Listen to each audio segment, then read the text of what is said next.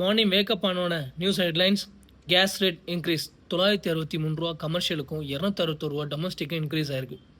S, of course we all know US and Iran வார்னால இந்த rate increase ஆகுது. But அது மட்டும் காரணமா? நோ. காங்கிரஸ் கவர்மெண்ட் இருக்கும் போதும் இதே ரேட்டு தானே?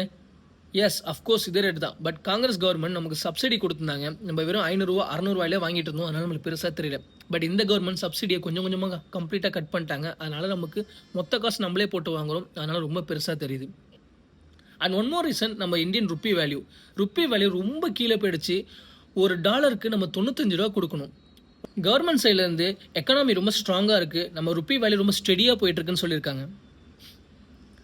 இதே கவர்மெண்ட் தான் காங்கிரஸ் பீரியடில் $60 இருக்கும் போது ஐயோ போச்சு அம்மா போச்சு அவ்வளோதான், இது வேஸ்ட்டு, இந்த கவர்மெண்ட் ஒஸ்ட்டு அப்படின்னு சொல்லி ரோட்டுக்கு வந்து போகிறாங்க இந்த பிஜேபி கவர்மெண்ட்.